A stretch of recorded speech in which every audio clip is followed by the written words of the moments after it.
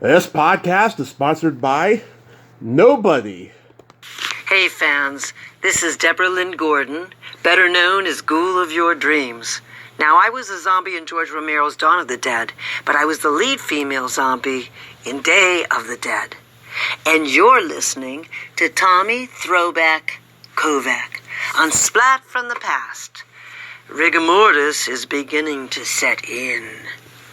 Hey dudes, welcome to Splat from the Past, the only 80s themed horror and sci-fi show where things can get totally radical. Now, I am so friggin' excited for today's guest because it's John Harrison. Yes, John Harrison, who did the music for Creepshow and Day of the Dead. He was the screwdriver zombie in Dawn of the Dead. He also directed the Tales from the Dark Side movie, and he began as the bass player for Roy Buchanan's band, and I am so freaking excited to talk to this man today. My uncle was a huge fan of Roy Buchanan, and I'm a huge fan of all the Romero movies and stuff, and it's going to be a great conversation today. Very multifaceted conversation, and it's going to be friggin' awesome. I am just astounded. It's been a long time coming. Also, if you guys enjoyed my interview with Joanne Gillerman, which came out last night, go to Amazon.com and stream Night Feeder. It's available there. Also, yet again, I say, rest in peace. Rest in peace, Dwight Twilley, one of my favorite singers and perhaps the most underrated gem of a power pop legend. I asked him for an interview in 2020. He said, talk to my manager. Fuck that. I'm on Fire is one of my favorite karaoke songs to do. His birthday was even on June 6th. Also, rest in peace, Burt Young, Paulie in the Rocky movies, Lou in Back to School, Anthony Montelli in Amityville 2, The Possession. A sad loss, a man who will always be there and always will be. He's always been there. So yeah, here is my interview with John Harrison. So, I found out about this novel you wrote, Passing Through Veils. This is your second novel, right? Yes, it is. Probably more in line with the kind of career I've had in the supernatural and things like that. The first one, Destiny Gardens, was not necessarily an autobiography, but it was about where I grew up in Pittsburgh in the 50s and a world during that time that I knew pretty well. Passing Through Veils is much more of a suspense thriller with a supernatural twist to it, so it's quite a bit different. Yeah, so what got you into writing novels? Well, more of a necessity of keeping busy than anything else, because some of these ideas, I have a lot of ideas, and some of these ideas percolate for quite a while before I decide I'm going to do something with them, and that could be either developing them more as a screenplay or a pitch for a series or something like that. And in some cases, as I'm working through them, I write a lot of stuff down, and sometimes, in the case of Passing Through Veils, I think to myself, well, gee, it's starting to sound like a fiction novel, and so I just carry on. And with the free time that I have, I'm kind of fond of saying that Passing Through Veils is what happens when there's a pandemic and a guy has too much time on his hands. Yeah. That's a very good metaphor there. Yeah. But I'm doing a lot of writing, obviously, throughout my entire career. Screenplays and some short stories that have been published and things like that. So it's not too much of a leap for me to be doing this.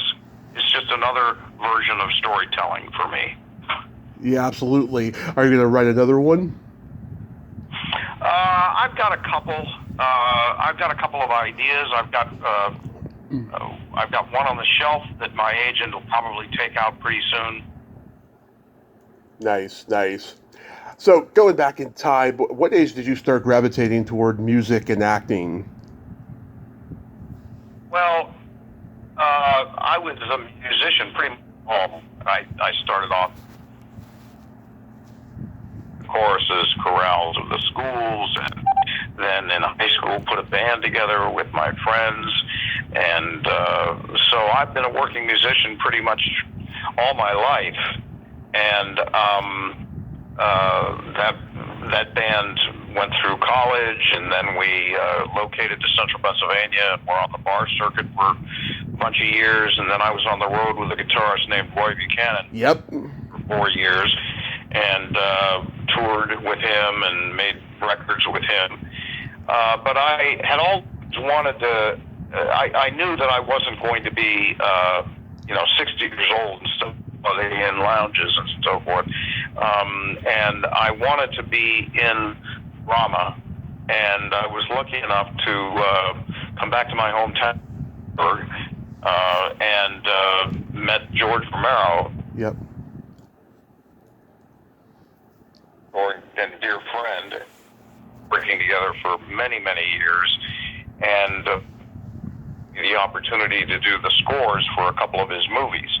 And so that became a really great marriage of all the things that I wanted to do, both dramatically and musically. And although I haven't been doing any scores recently, I still have all my gear, and I go down there and I work out stuff. And who knows? Maybe I'll have some more music to put out. Yeah. Do you remember the first album you ever bought with your own money? That would be Live at the Apollo by James Brown. Oh, that's a great album. Yeah. Oh yeah, yeah. That album holds up. How about your first concert? If you're talking about a big kind of arena type concert, they didn't do those kinds of things when I was coming up. I mean, it wasn't that big. Right. I did get to see the Beatles and the Stones when they came through Pittsburgh, stuff like that. There were all these things called battles of the bands. They would do these big arena type shows where they'd have 5 or 6 or 7 acts. Some of them would be Motown reviews. Some of them you'd go to a concert and see the Byrds, and then you'd see the Rolling Stones, and then you'd see Little Richard, and they would all be on the same bill. It was pretty amazing back then. Yeah, it was a magical time. I mean, there was no internet. Everybody knew each other and stuff. It was a crazy time. So how do you come to meet Roy Buchanan? My friend from high school, Jay Rich, went to school in Washington and met him and became his manager. And I was on the road with my own band in central Pennsylvania, and Jay called me and said, Roy's putting together a new band for a new album and a new tour, and he'd like to. We had opened for him. My band had opened for him on a couple of concerts. He wanted to know if I'd be interested in joining the band as the bass player, and I said yeah, and so I jumped at the chance. Yeah, my uncle was the biggest Roy Buchanan fan I ever knew. Like, I used to go to his house for barbecues. He would play Livestock all the time when I was growing up. That was a great record. We had a great time making that record. Yeah, oh my God. And I know you also played on A Street Called Straight, but overall, how many records did you play on? Because Wikipedia is not, complete. Let's see. That's What I'm Here For, the first one. Livestock, Street Called Straight, Live in Japan.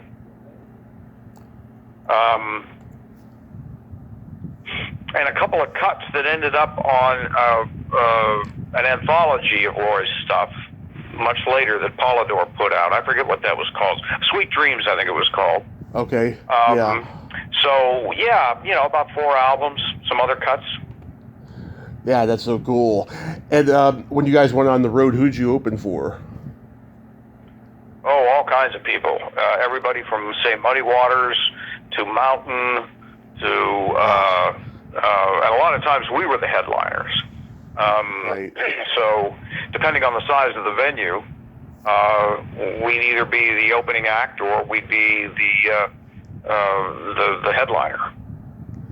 Yeah, Mountain was such a good band. Leslie West, man, that guy had his own time zone the way he played guitar. Oh yeah, absolutely. He was a brilliant guitarist. Now, you two wrote the song "Running Out." What's the genesis of that song? That was a riff that Roy had, and we basically we didn't really rehearse it. We were in the studio, and he was just playing that riff, and we all just kind of jumped on it, and then it needed words, and so when I'd be hanging around at the hotel after the sessions, we were in New York doing those. I think we were at the record plant, and I would sit down, I would noodle some words, and I'd come in and I'd play them for Roy, and he said, "Yeah, man, that sounds cool." So we did it. Yeah, it's a nice little song there. You guys did a cover of Jimi Hendrix's "If Six Was Nine." That was a really funky version. I like that. Yeah, I love that. I love doing that. That was a different session. That was on Street Called Straight. Yeah. That was we were down at Electric Lady Studios doing that one. And Arif Mardin, the great Atlantic producer, produced that, and Roy wanted to do it, and I really loved playing that. That was really an odd arrangement. Yeah. Did you get to spend any time with Ahmet Ertegun? Met him a couple of times, but not really, not hanging out. Yeah, of course. You guys got to be on Don Kirshner's rock concert. How was that experience? It was okay. I mean, those things were kind of like real cattle calls. You get there, you don't really you maybe have a few minutes for a sound check, and then it's like you're on, you play a song, and you're off. And then somebody else comes on.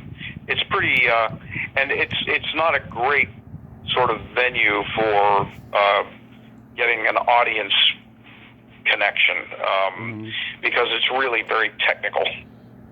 Yeah, and it's just a promotion for the album, really. Yeah.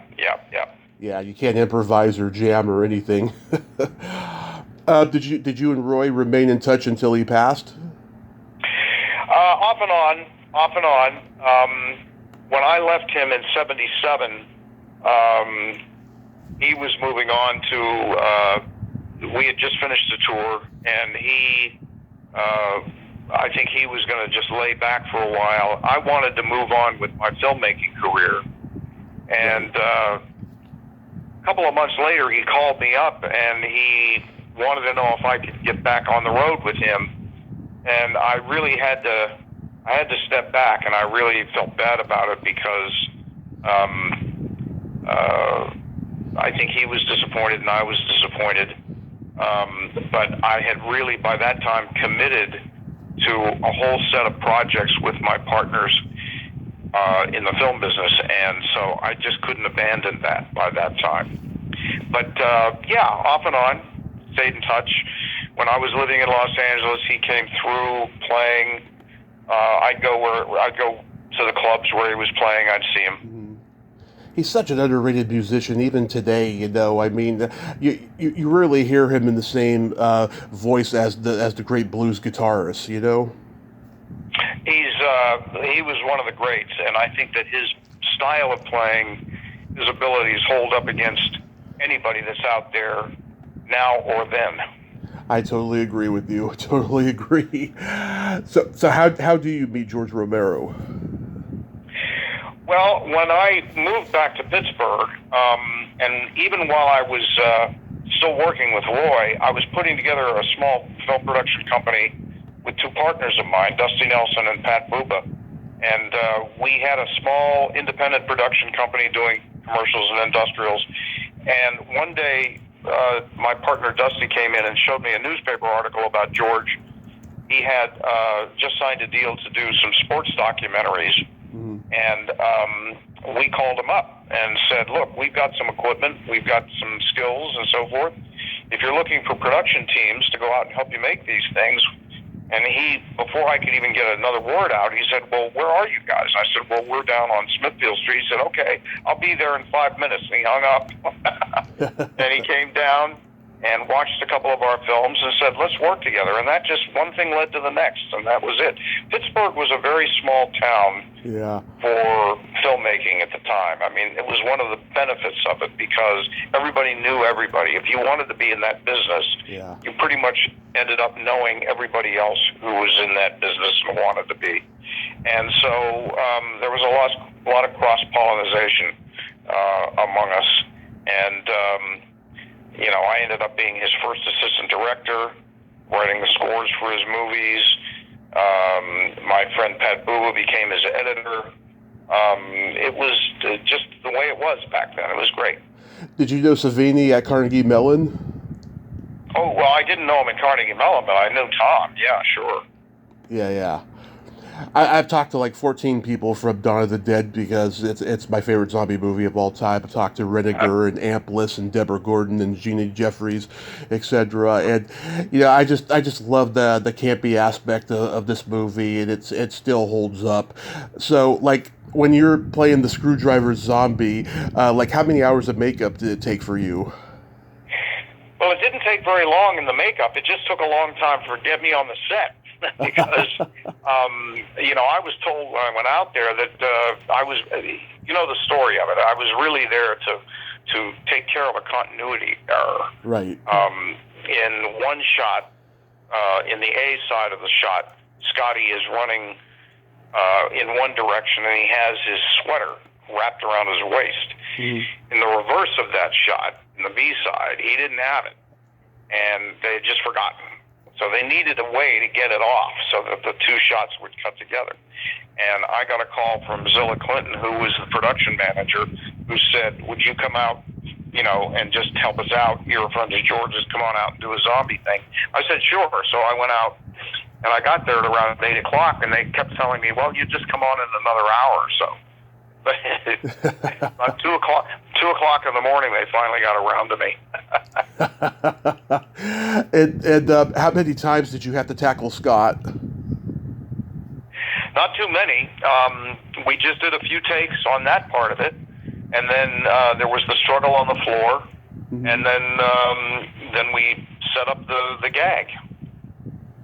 Yeah, and Ken, he probably only had to fire at least once. Yeah, right, exactly.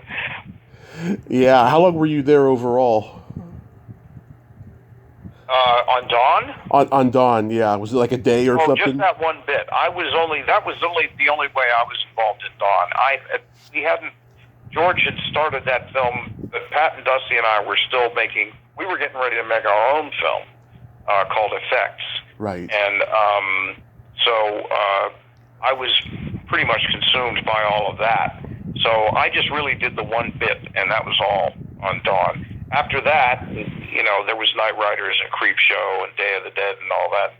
So, but yeah, I've never seen Effects, but I've always known it existed. So, what's the genesis of it, and why didn't it get like a wide release?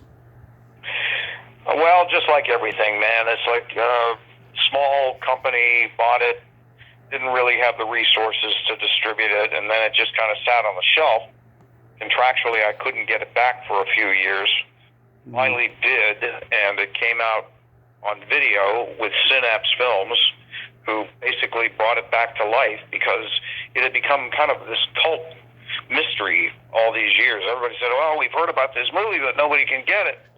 And so Synapse kind of resurrected it, and they re-released it, and now American Genre Film Archives, the people that own Alamo Drafthouse Theaters, have that, and they put it out, and they just released a new special edition 4K of that movie this past summer. But back in the day, we were just doing what all the independent filmmakers were doing. We were just going around begging, borrowing, stealing money wherever we could get it, and we put our own little film together. Yeah, I mean, I watched the trailer. It looks good, especially, that Tom has a shotgun in it. Oh, yeah. Yeah, Tom came out. He did a great bit. He's a good actor. Yeah. Besides being the special makeup effects legend that he is. Yeah, people forget what a good actor he is. Deborah Gordon, I just love. Like, what was she like to work with? Well, she was great. You got to remember back then, like I said earlier, everybody knew everybody. Yeah. And when you had an opportunity to do work like that, everybody really brought their A game. And everybody stepped up and wanted to do it. We sure weren't making any money on it, I'll tell you that. Yeah. Everybody wanted to do it. So we ended up all coming together like a little family and moving up to Ligonier, which is a town outside of Pittsburgh. And that's where we shot it. And all lived in the place where we shot it, and it was crazy. Joe Pilato, he was great. You know, he died the day that I was going to reach out to him for an interview. I was so devastated. Yeah, He was a pretty underrated actor as well. Night Riders, yeah, it's a very interesting movie. It's a passion project for George, if there ever was one. Camelot motorcyclists. What did you think of this idea when he pitched it to you? Well, I thought it was great. I thought it was really unique, and again, it didn't get the distribution it deserved, but it was a hell of a lot of fun to work on. Yeah. Ed Harris, one of his early roles, what was he like? Well, he was wonderful. I mean, he's a wonderful guy, Yeah. and very serious, very serious actor. Yeah. Patty Tallman, I've interviewed her. She's awesome. What was she like to work with? Well, Patty's a sweetheart. I mean, yeah, she started out almost like as a stunt woman, and did all kinds of great work, and ended up getting the leading role in the remake of Night of the Living Dead, and had a good career out in L.A. So, yeah, I mean, again, we were all just young kids wanting to do this, and so there was a lot of great energy around all of that. So I love Creepshow. I have since I was 8. I've watched it every Halloween season since then. I just adore this movie. It's always been a staple of my life. Now, you composed the music. What was the inspiration for the main title's music? Because I have my own interpretation. I don't know that I can tell you that there was a specific thing in mind. It was just me sitting at the piano. I mean, I was George's assistant director, so we sat around a lot, and in between takes, we would talk about what kind of music do you want in the film, and originally the idea was for him to use library music, but that didn't really work out the way he wanted it to, and he kept telling me even while we were shooting, he said, I'm going to need a theme for this movie. And I just went away after we finished shooting and started noodling around on my piano, and I came up with that little piano riff at the beginning, which I really liked. And I took it to him, and he loved it. So I just went with it. I can't tell you that there was any sort of conscious... I wanted it to be fun. I wanted it to be like the movie. I wanted it to have that kind of playfulness, Mm-hmm. and at the same time, I wanted it to have room to get scary. Yeah. And it accomplished all of that, and it's turned out to be, my surprise, kind of a classic.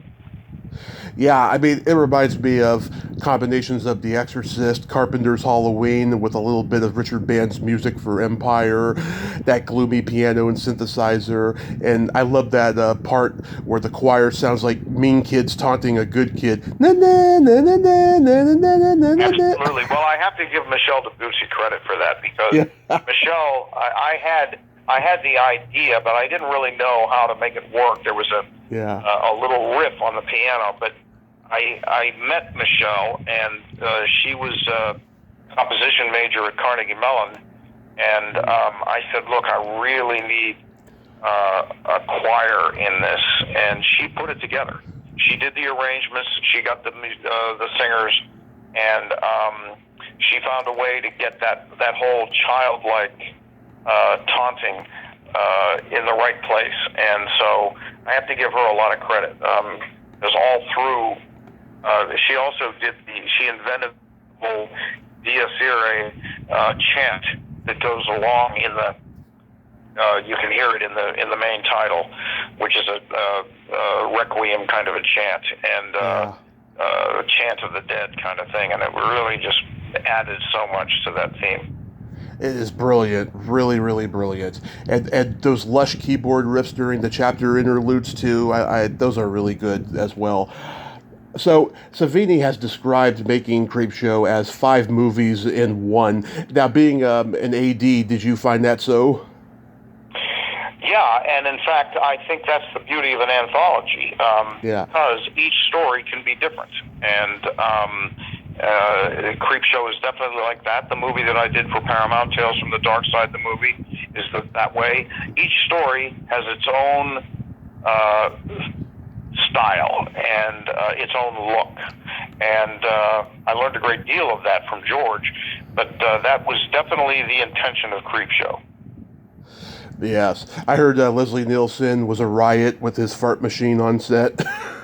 Totally a riot. Great guy. Yeah. The wonderful thing about doing that movie was that all these guys came in from Hollywood, and they were all big stars in their own right. Yeah. But they all came and were total pros. Total pros, worked like none of them made us feel like they were slumming it or like, what the hell are we doing in Pittsburgh making this crazy little horror movie? They all came and really brought their game. It was great. Yeah, Ted Danson had a story years ago that he didn't want his daughter to be on set seeing him in that zombie makeup, but then when she did, she was like, "Oh, hi, Dad." Yeah, exactly. It was a lot of fun making the movies, but they were also really great guys to hang out with. I mean, we had a lot of fun on the set. We had a great crew that loved having a good time, and so as hard as the work is, and making a movie is always incredibly hard work, we had a lot of fun doing it. Adrienne Barbeau was just fantastic. When I met her at a con in 2019, she signed my poster, "To Tommy, you're a regular barnyard exhibit." And when I interviewed her 2 years later, she was like... I hope she didn't say, well, you're going to wear your balls for earrings. No. But 2 years later, I reminded her of that, and she was like, "Oh, no, I didn't." Did you get a sense that Stephen King was comfortable playing Jordy Verrill? Yeah. I mean, like anybody, he wanted to do his best, and he knew that he wasn't a trained professional actor. Right. So, but nobody knew the character that he had invented better than him. He and George had a great rapport, so I think it came off. Yeah, because I've talked to some people, they've said that that's their least favorite sequence in the movie. They just didn't think he was right for the part. I think he was perfect, in my opinion. Yeah, he really embodied that whole goofy, lonely farmer, who gets caught up in something he doesn't understand. And I've seen outtakes on YouTube of John Amplis twisting Carrie Nye's head off, like, over and over again. There's all these different takes of it. Yep. Yeah, last year I talked to Katie Karlovitz. She was the maid at the garden party that Hal Holbrook and Adrian has and stuff. And she said that was a lot of fun to do. I love your music as well for Day of the Dead. It has this mid-'80s kind of action movie synthesizer vibe to it. Is that what you were aiming for? Yes. I mean, I started working on the music based on George's longer script, which we didn't get to make because the money wasn't there. Mm-hmm. So he edited it down into a shorter version of it. The longer version had much more of the Caribbean feel to it. It was set in Florida, and so the theme music that I had temped for him, and which he loved, he still wanted to use even in the shorter version. So This was, let's say, 5 years later from Creepshow, so the technology was quite a bit more sophisticated by then in terms of the music processors that I could use. So I temped the whole movie basically by bringing my gear to the editing rooms and working downstairs. George and Pat would send me clips. I would temp them, send them back, make notes, change them, get them ready. So by the time I went out to LA and into the score, I'd pretty much done the whole movie. And it basically was a matter of recreating it in a studio environment where we had all the bells and whistles, and I had my producer John Sutton with me to make it into a perfect music score, and then we could bring it over to the mix stage. So yeah, it turned out. I was really happy with the way it turned out. Yeah, and the song at the end, "The World Inside Your Eyes," it always brings a tear to my eye every time I hear it. And I told Sputsy that when I talked to him a few years ago. Where did that song come from? Well, I had nothing to do with that, really. That was a creation of the record label that put the album out, the score, the Saturn Records, and Tom Causey, who owned that I knew from back in my Buchanan days, had approached us, and he got the rights to put out the soundtrack album. And he said, "I'd like to take your music and turn it into a song for the end title." And I said, "Okay." And he knew Modern Man, he knew Sputsy, and he worked with them. They took my music and had the band play it and had Sputsy sing it. But I wasn't involved in it. I wasn't there when they did it, so I really had nothing to do with it. Oh, okay. I thought maybe you had like a writing credit on it or something. Well, I did, because it's my music. Yeah. but I wasn't there for the production. I see it. But Lori's been on 3 times. I absolutely adore her. Gary Clark was supposed to come on until he lost his vocal cords, and me and his kids did a tribute to him afterwards, and Rachel's come on multiple times since then. She's become a friend of mine. Yeah, I think this is George's probably last great movie before, he started, working more with the studio system. Would you agree? Well, it was his last independent movie until we resurrected. He and Peter Grunwald put together Bruiser, and then we went on to do Diary of the Dead, and right. And that incarnation of the whole zombie thing. But I think that it was the culmination of the trilogy that he initially wanted to make. And even though it wasn't exactly what he wanted what he set out to make in the first place, because as I said, we didn't have the money, we did a smaller version. It ended up being, at least according to him, his favorite of the 3, Night, Dawn, and Day. It was very grim and very dark, and it didn't do very well when it first came out. Yeah. But it has since become quite a classic and quite popular. So go figure. Yeah, when Return of the Living Dead came out a couple weeks later, I remember Siskel and Ebert said, "This is the movie that Day of the Dead should have been." Yeah, well, they were wrong.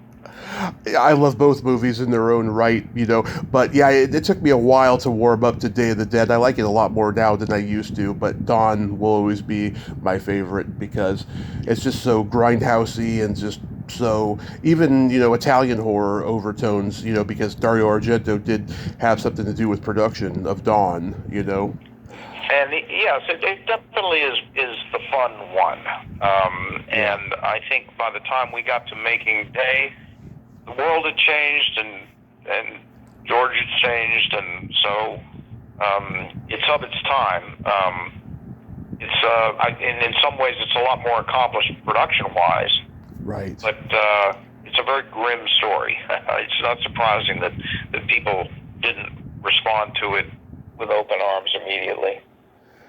Now, you directed episodes of Tales from the Dark Side and eventually the movie. Were those good experiences? Oh, hell yeah. I mean, it was the best film school I could have gone to. We were making a little short movie every week. Mm-hmm. And we didn't have any money, but we had a lot of energy, and it was a great incubator for ideas and trying things out. I loved it. I loved doing those shows. Yeah, I remember the mannequin episode. Everybody Needs a Little Love with Jerry Orbach and Richard Portnow. Yeah. Yeah, Yeah. that's a good one. Yeah, you wrote that one, right? Oh yeah, I wrote that one and directed it. Yeah. Was it inspired by the Twilight Zone? No, I don't know. Of course, there's so much of my stuff that you could probably say is inspired by the Twilight Zone because I love that show. Yeah. And so it seeps into your pores, you know. Mm-hmm. But I can't say for sure. It was just a great idea, I thought, and I was really lucky to get the two actors that I had because they nailed it. These two middle-aged schlumps sitting around in a bar, Yeah. bemoaning their lives and their relationship to the dames, and they go out and they go store mannequin and pretend it's alive, and then yeah, it actually is. Of course, yeah. Where did you find Teresa Jones? Because she literally hasn't done anything else since. That was our casting agents. They brought her to me. She was beautiful. We could get a mannequin made with her likeness. She had a very, if you remember the one shot when Orbach is leaving the apartment after they've been out all night and he's really drunk, and Richard Portnow is dancing with the mannequin, but I do one shot where I put Teresa in it, just looking over her shoulder. Yeah. Very at the. That show was shot in Canada, right? Sorry? That show was shot in Canada, right? Oh, no. We shot that in New York. Oh, okay. Yeah, we had a production facility out in Brooklyn. I see. And yeah, no, we shot. Dark Side was done in two places. They had a production facility in New York and a production facility in Los Angeles. And I did shows on both coasts. But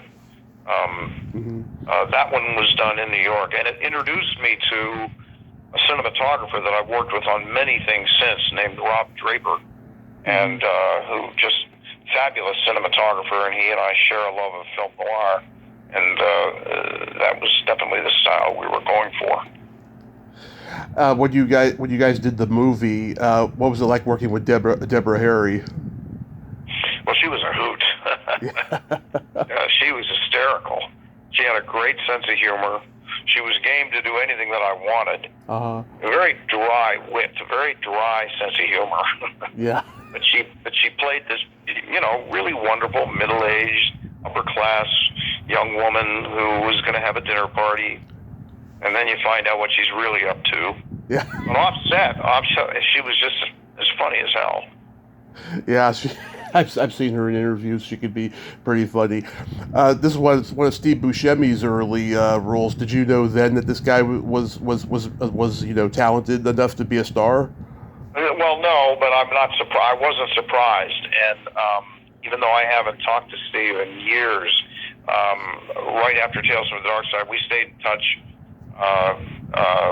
quite a bit, and I just love him, and he walked into the room on the audition, and it was really a shame for anybody that came after him, because once I saw him, that was it. I was done. How about Ray Don Chong? Well, the producer Richard Rubenstein knew Ray and Ray Don, and asked me if I'd be interested in working with her on the Lover's Vow segment, and I really terrific.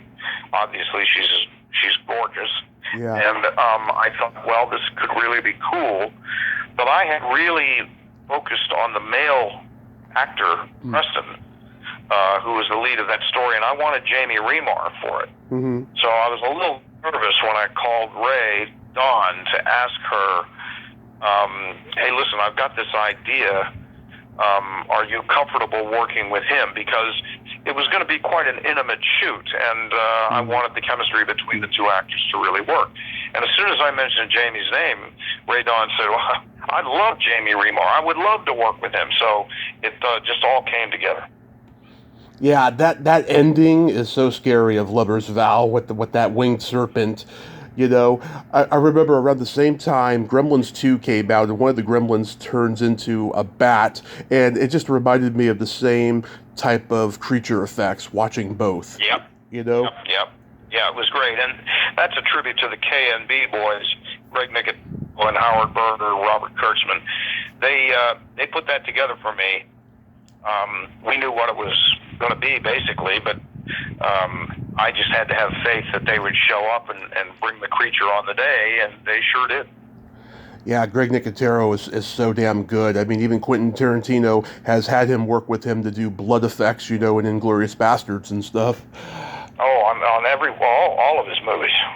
I know, but even that, I mean, even with the skulls opening, you know, and the brains and stuff, I mean, he's that good.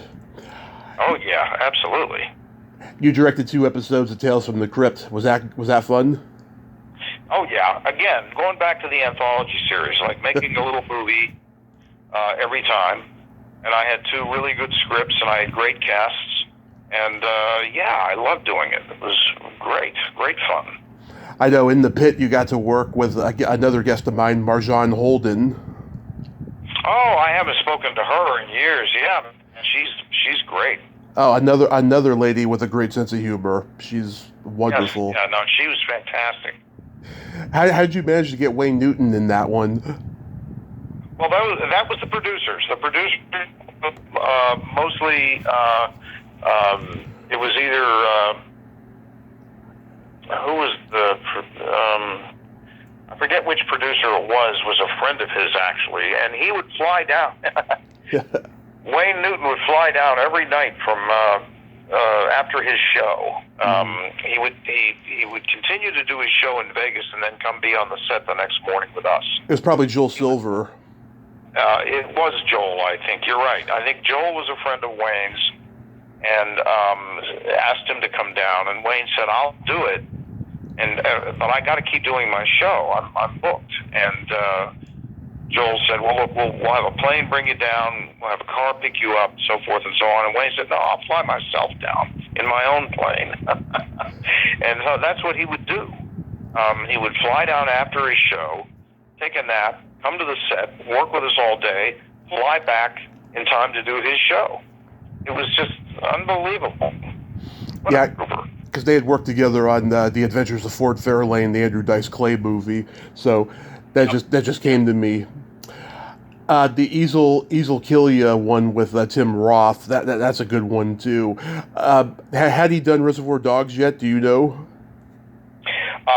No, he did that after. He did that after we did ours, because I remember we were, or maybe he did it just before. I honestly can't remember. What I do remember is when we were doing the ADR for Easel, he came in, and I hadn't seen him in some weeks, and I said, "Hey, what have you been doing?" And he said, "Oh, I'm doing the independent movie with a bunch of cool guys, and but it was called Jumping at the Boneyard, I think at that time." So he was just finishing that up. How did you come to be involved with all the Dune reboots?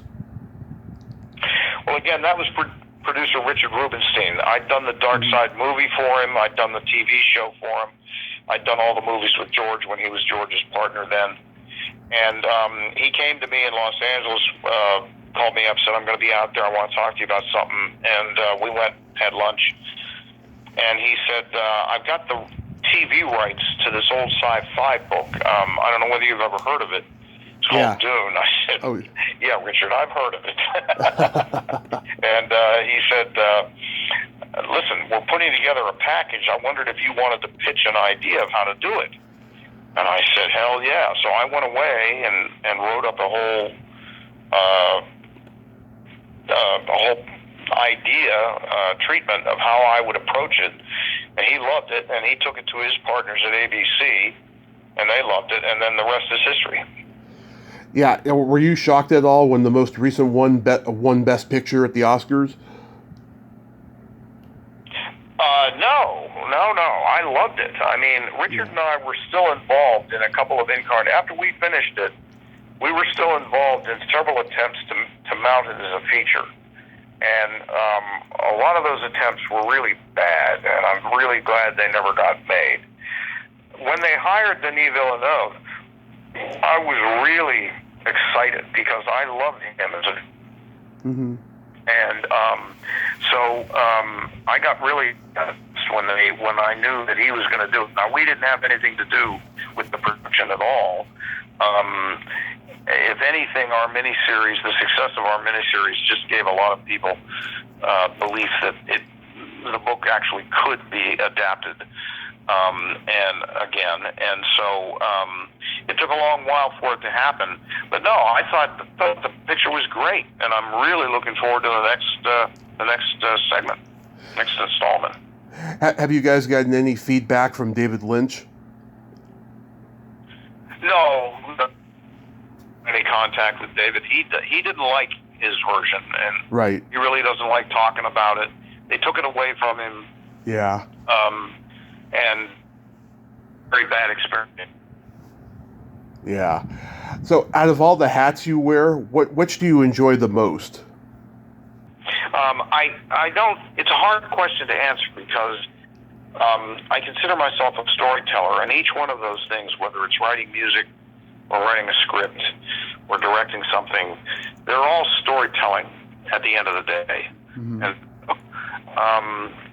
I can't really say that I love one more than the other. I love to do them all, and I've been a really lucky guy because I've had opportunities to do them all, and there are people out there that are crazy enough or desperate enough to want to work with me, so I'm game. That's a great answer. So, have you done any cons lately? No, the last one I did, I think, was in Manchester. I was over in the UK last November. Did one over there. That was really a lot of fun. Do them very often because I think you can kind of get overexposed or something like that. I don't know. Yeah. And I haven't actually been invited to a lot of them. So is there something special going on like the Living Dead ones in Pittsburgh where they're doing reunions of Dawn or something like that? I'll do them. But no, I haven't really done a lot. Yeah, I haven't gone to a Living Dead weekend yet. It's on my bucket list that I hope to do someday and stuff. But you have done it. It's a lot of fun. Mm-hmm. They've done it for so many years. You see the same people coming back and back again, but people love it. And it's in Pittsburgh, and so there are many, many things you can do. You can do the tours of all the places where we shot.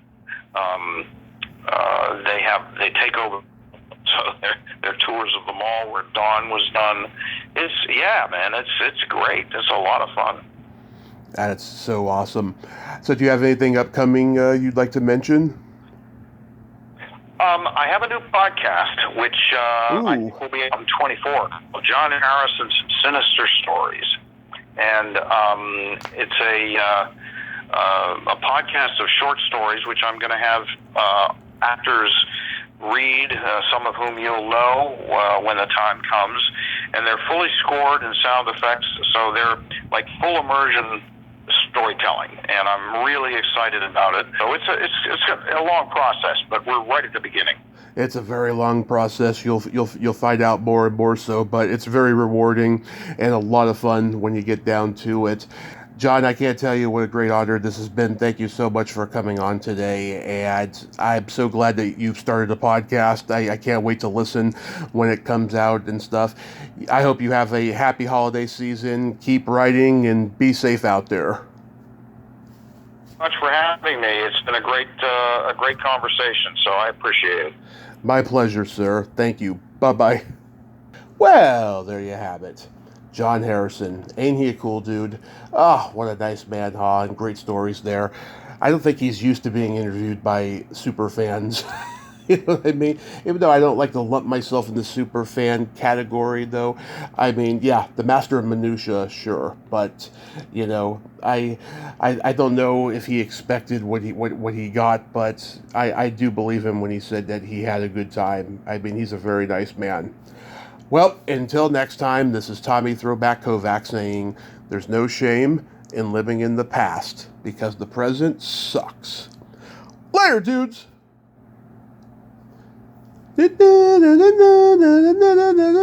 Mm-hmm.